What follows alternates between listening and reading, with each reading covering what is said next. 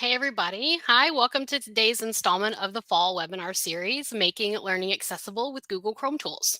I'm Jessica Powell Albright with Fried Tech, and I'm joined today by my colleagues, Stephen and Lori. Hi, Stephen Stone, Learning Guide with Fried Tech.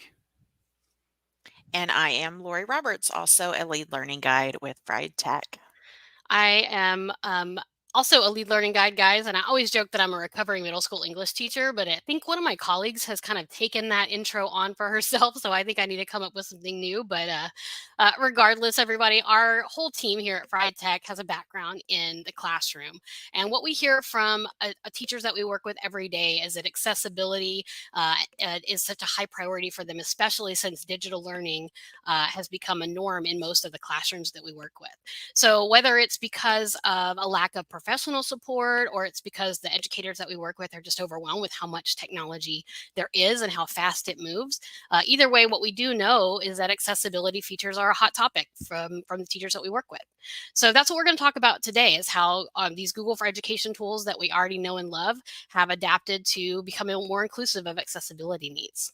Guys, if you want today's slides, you can find them by going to fried.tech/10-3-23.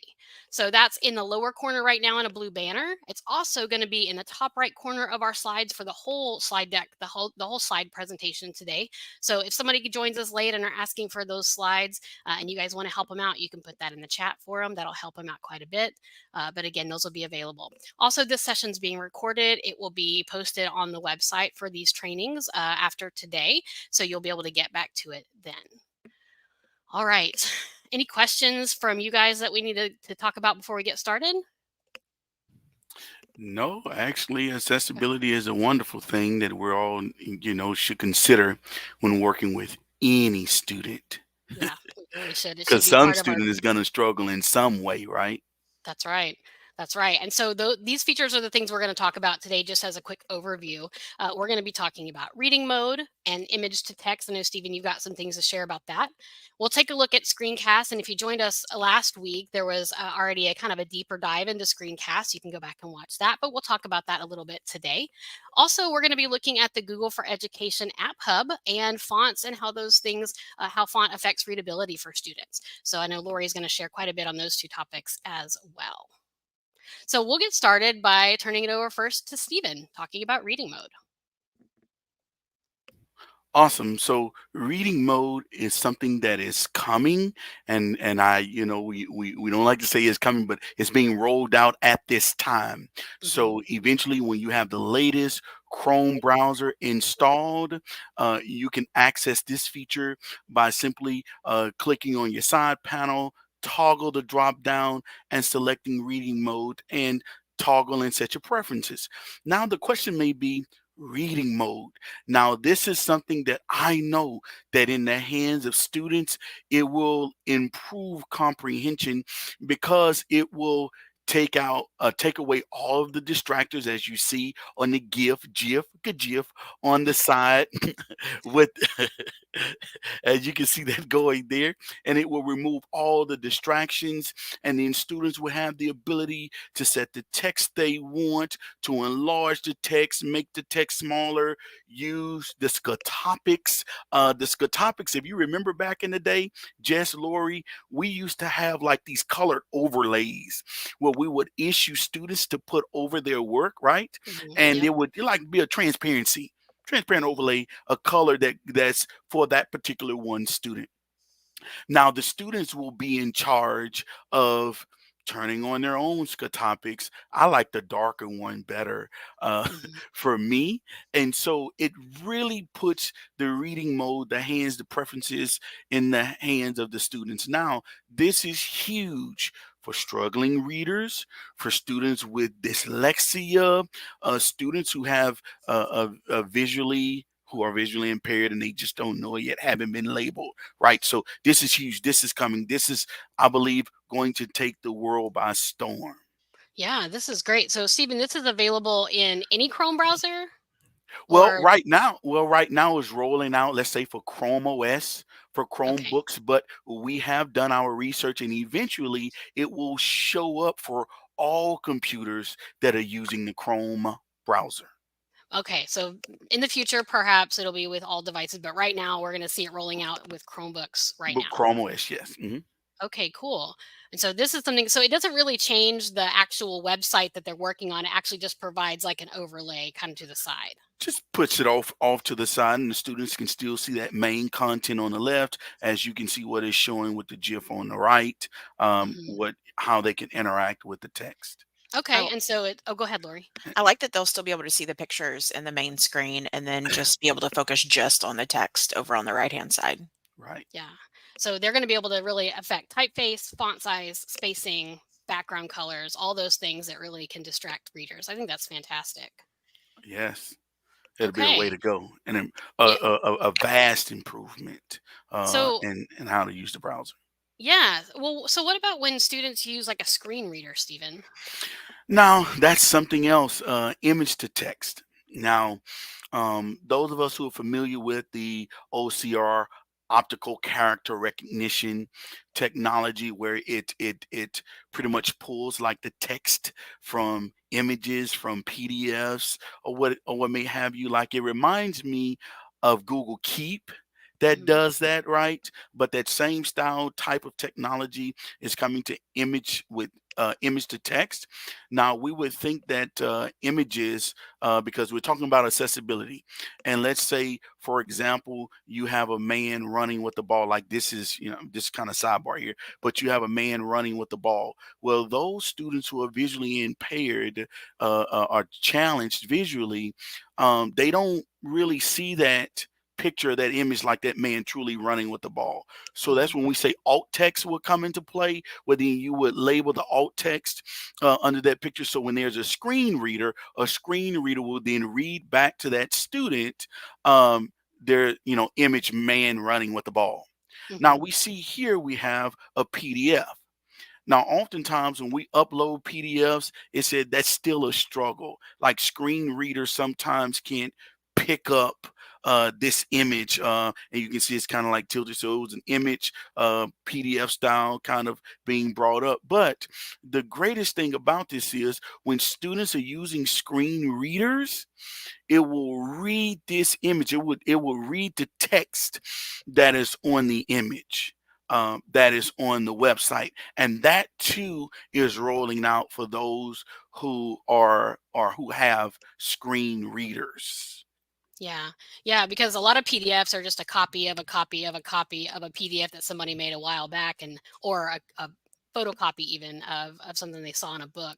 So yeah, that becomes an image basically, and it has a little bit of difficulty with a lot of screen readers. Yeah. And then I want to make this, like, kind of bring some clarity to this, and you just brought this up in a sense.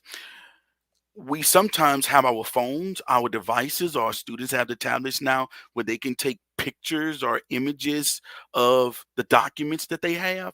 And then in saving those, they have the option to save it as a PDF or keep it as an image. So maybe this was like taken as a photo, but then say save as a PDF and brought this up. Either way, Chrome says, guess what? Google says, guess what? Using our Chrome browsers, we're updating this, we're making it more accessible for the tools that the students are using. Gotcha. So I think we have some questions about the reading mode. So can we roll back to that real quick? Sure. So I think the questions that we just saw come through, Tom asks, can students create a range of colors or are the colors preset there on the background?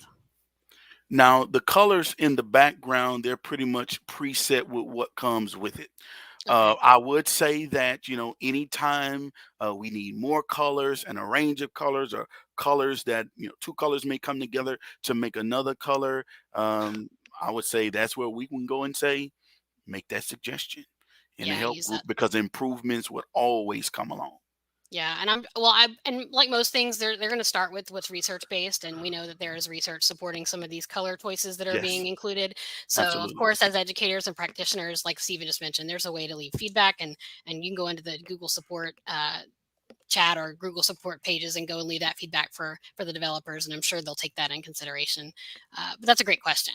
And Karen asked, what about printing that view? Because there's other tools in some of the other platforms that are being used that allow us to print out the the clarified document, so to speak, without having to see all the ads. So I don't know about that. I haven't seen that And feature I as part hadn't of reading seen that mode. I hadn't seen that feature yet as far as, printing this out as I know. is. No. Yeah, I know we have some Googlers who are in the background there. But if you guys have answers to that, we'd love to know as well if you can have printout. I know there's some extensions for Google Chrome that allow you to simplify. Like, what is the other one we know about? Print Print PDF or friendly, print friendly friendly PDF? PDF. Uh-huh. That's right. That's an extension. So, okay, cool.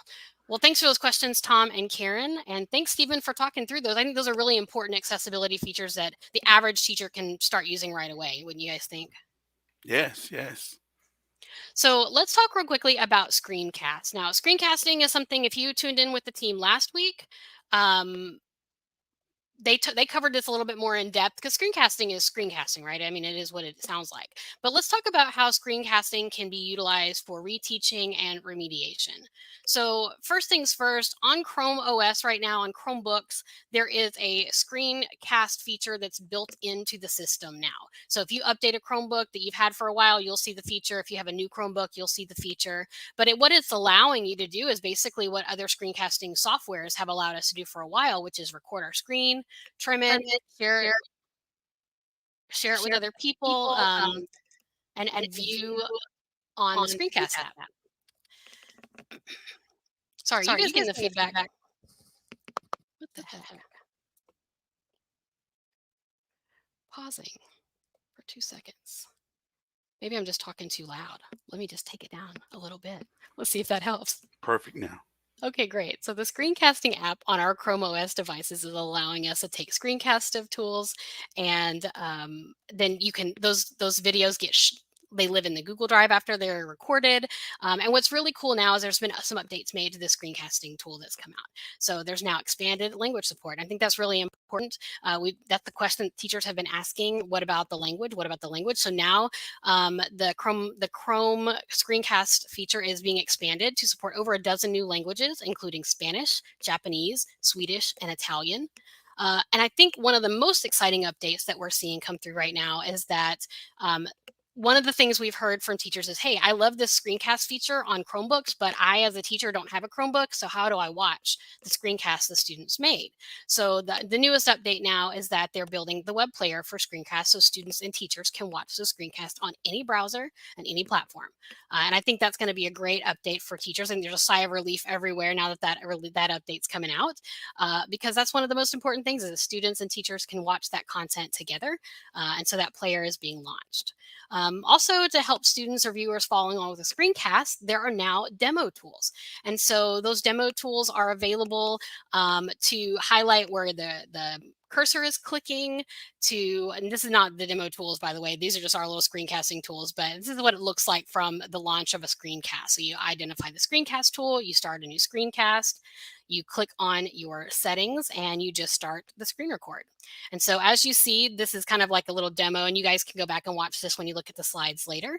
But the cursors, the keys that you're clicking whenever you click a key, like to copy and paste, the Control C, Control V, those keys would be included in this new update, these new identified tools that are going to make it easier for students who are watching to follow along with what's going on. So those updates to Screencast are great for everybody. But just in thinking about how this can be used for accessibility and to help students with accessibility needs, just having students when they're typing a paragraph or writing a paper, you want to be able to give them feedback. As an English teacher, we did that a lot. We did a lot of feedback on using the comment feature or whatnot. But using the screencast tool is going to allow me as the educator to take a screen recording of that feedback versus typing a bunch of stuff. Because if I'm a student who struggles with reading and writing already, having my teacher type in a bunch of feedback on a comment is not as helpful for me as if I could hear the teacher giving me that feedback in person. So if in person's not quite the available method for delivery, at least a screencast allows the teacher then to record their feedback. So that's going to be a great way for teachers to reach a lot of learners. Stephen and Lori, you guys have worked with students. You both are educators. Have you ever had a student who needed a copy of the notes? Yes. Mhm. Yes, Absolutely. Right? surely, Mhm. yes. So here's the thing, like, who said that those notes had to be typed out notes? Why can't they be recorded notes or a copy of the teacher going through the notes? So that's another way that teachers can be kind of giving students the resources they need to meet their accessibility requirements. We want to make sure these kids have what they need. Now watch this, and you brought it up. How about those notes when we speak it out? This will give us a transcript on the side, almost like closed caption.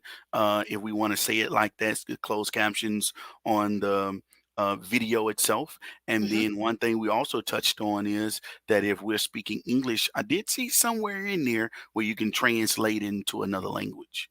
Yeah, there's those transcripts. That's great because they're clickable transcripts. So when the students click on the transcript, the video goes to where they need to be watching for that part. A lot of great stuff here to help with students who need any sort of, copy of notes, refresh, need to be able to go back and re-listen. So Screencast is the order of the day for that need for accessibility. All right. Do we have any questions in the chat about any of the tools we've talked about so far?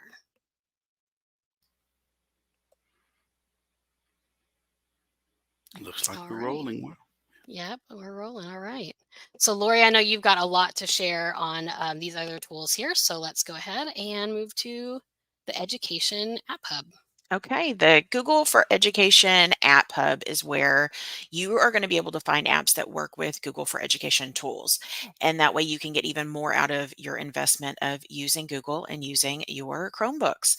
The App Hub currently showcases 25 apps that integrate with Google for Education to help seamlessly integrate teaching tools into assignments, streamline class and grading management, and easily purchase, provision, and manage apps.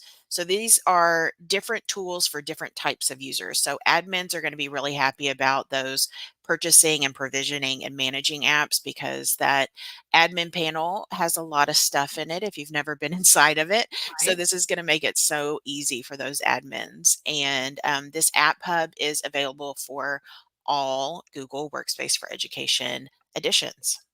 So, all the And editions have access to it. Okay. So, it's free to absolutely. go to.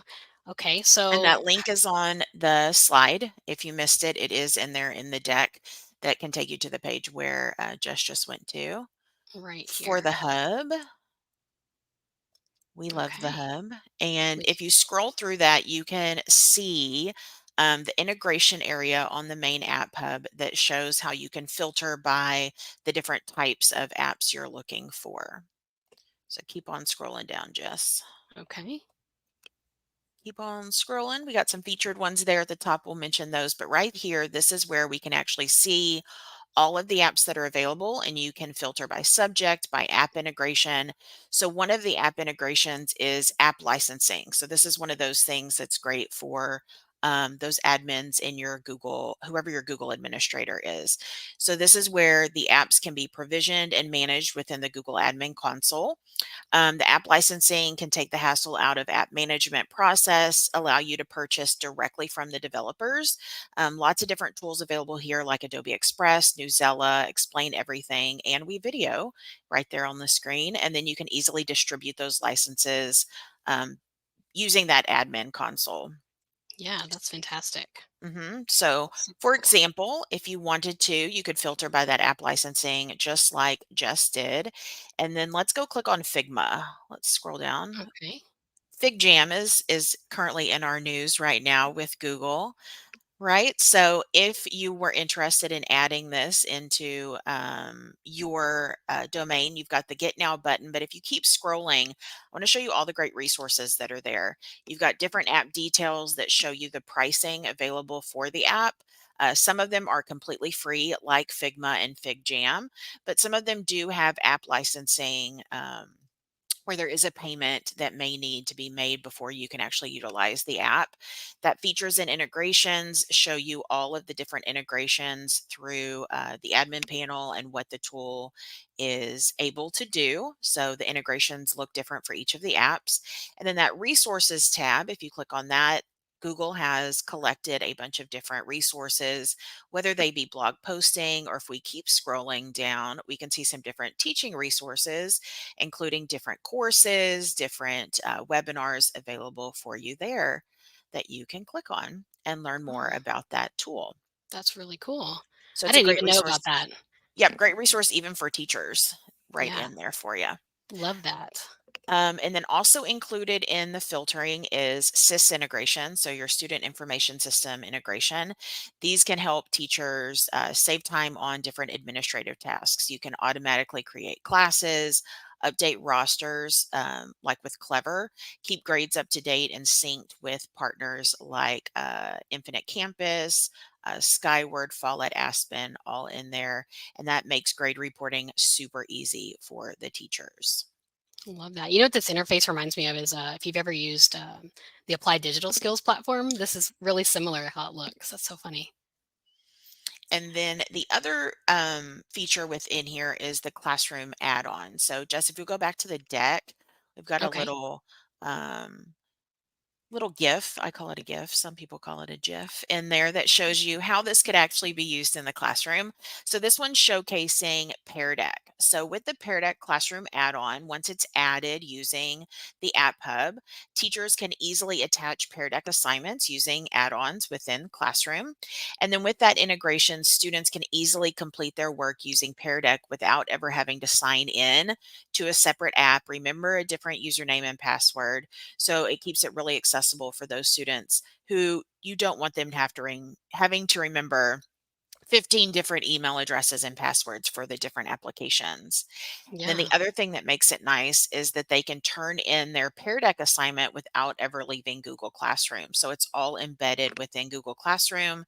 So these two features make learning more accessible for students to help keep them on track and on task with completing their assignments. That's fantastic. So kind of like single tab learning that we like to call it that here at Fried. That's Absolutely. awesome. Awesome. So we have a question. Michael says, are there ways to change the font? And Michael, I think you're probably referring back to reading mode. And you say specifically Bionic font for ADHD and dyslexia or any font that matter for that matter. As far as reading mode is concerned, I think the presets are preset. I don't think you have a lot of options based on what we've seen so far. And like we mentioned, this is a new rollout. So we're seeing it kind of roll out across. And of course, as everything with Google and all the wonderful tools they've given us, they improve over time. So of course, that feedback's really helpful. So thanks for bringing it up, and we'll be certain to pass that on. But speaking of fonts, Lori, I know you've Perfect looked in a little bit segue. into, yeah, a little bit into fonts and readability. Perfect segue. So, reading is what we do, and readability refers to the qualities of text that make reading easier. So, it describes how easily a reader engages and understands the message intended by the author. If we don't have readability with our fonts, then we can't read to understand. So that's why these font choices are so important in all of the tools with Google. So 3 different factors determine readability for each user: the person's unique attributes, so health factors, disabilities, visual acuity, what the text itself says, and then also the typography, so the typeface and how it's used. So we have up on the screen one of our favorite fonts, which is Lexend, the Lexend family. They have fonts that are designed to have larger letter spacing. So you can actually choose between some options that space out those letters a little bit better for some of our students that may have some visual impairments or other reading difficulties. I've linked on the slide that little learn more. You can learn more about typefaces if you are as I like to say, a font nerd, which is kind of what I am. I love fonts and looking at the different options. This gives you, from the Google Font blog, lots of information about readability and legibility with the fonts and typefaces that you pick and how those work with accessibility for your students and for any learners that might be interacting with your content. And on our next slide, Stephen has collected a number of fonts together that came from another blog post from exceptional individuals. These are some of our favorites as well that are considered dyslexia friendly because most of them are sans serif, which means they don't have what I like to call it that little dash that you sometimes see when you're looking at like a font like Times New Roman, for example.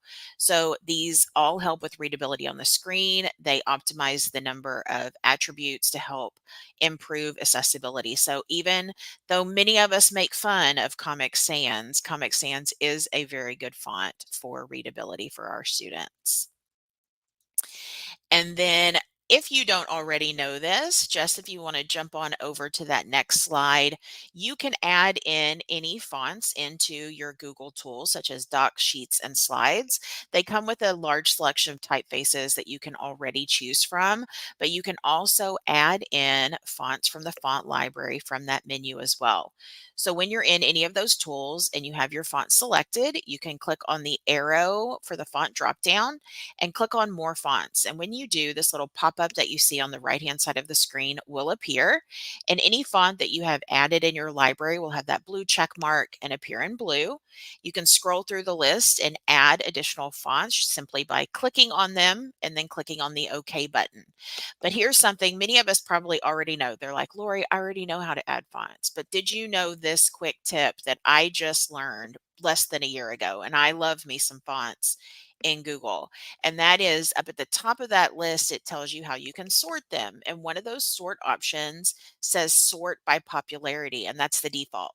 So the most popular fonts are going to be listed at the top. But instead, you can click on that drop down box and choose date added, and all of the newest fonts will be listed at the top. So if you come here frequently, you can come see all of the greatest fonts that have been added. Yeah, that's pretty cool. That was a game changer for me too, because I thought, oh, I know all about all the fonts that are there. And I didn't realize they were getting added often. Absolutely. And so you can So add in anything there. that's fun. That's awesome. So Sarah asks a great question. She says, all these great accessibility tools for Chromebooks, can she have them turned on to be available for all of the student devices? Now, I don't believe that there is a one size fits all kind of button that you can click in a Chromebook management, but there are some features that can be turned on for all devices. So Sarah, what I would recommend is that you get with your domain administrator, your technical team, and you just say, here are the things I wish that all my students had turned on. Some of them could be turned on for all the devices, and then some of them cannot. They're going to be individualized. So if you're working with littles, I know that I worked with middle schoolers, and sometimes they can't function independently on a computer, even though they're middle schoolers. So probably what I would do, Sarah, is I would have some sort of small group time where they roll through a small group with me and we go through their settings and just click on the ones that certain students would need. And then obviously students who don't have a documented need can still turn those on, but the students with the documented need, you'll know ahead of time what features they need turned on. So that would be my recommendation. Anybody on the team got any other recommendations for that? Not specifically for that, but before we leave fonts. Oh, before we leave the fonts? Okay, we'll go for it. Okay, now in the fonts, and remember we were talking about accessibility and sans serif and serif with this same image that we have on the screen. And Lori went to the popularity, sort by popularity. But if you come back just one button over where it says show all fonts, Mm-hmm. you can tell it to filter by sans serif. Oh, great. Right. So then if you just want only those fonts that you want to pull from for accessibility, go for it. And then Yeah, add those in to use for users. Yes. exactly. And then as far as adding fonts for other users, really, I think every user has to set the fonts for themselves. It's all individualized. And that's part of the power of the tool also. I know it would be great to be able to set one font for all, but I think everybody has to kind of go through and set their own settings, at least at this point in time. Yeah, that's a great question. I agree. And you could also, have something similar to like what Stephen did, have a document, a little one pager. These are our recommended fonts and send that out to your staff and to your students so that they can add those in on whatever fonts work well for them, since every person, it's very individualized. Yeah, exactly. Guys, we are at the end of today's webinar, and it looks like we've got some great questions, but I think we've talked about all of them that have been passed along to us. And so I think at this time, guys, just to make sure you have access to the slides from today, don't forget it is fried.tech/10-3-23, today's date. These are available for you to take a look at after today. And of course, the recording will be available. And we'll hang it tight for a few more minutes to see if there's any more questions that come through. But Lori and Stephen, thank you so much. You guys are such a wealth of knowledge about these tools. And I know the audience today learned great things from you guys. So thanks so much for joining. Awesome. Thank you for having me today. Same. It's always fun doing these Google webinars. Absolutely, guys. Well, we're Fried Tech, and we are so happy you joined us. And you guys have a great rest of your day. Bye, everybody. Bye.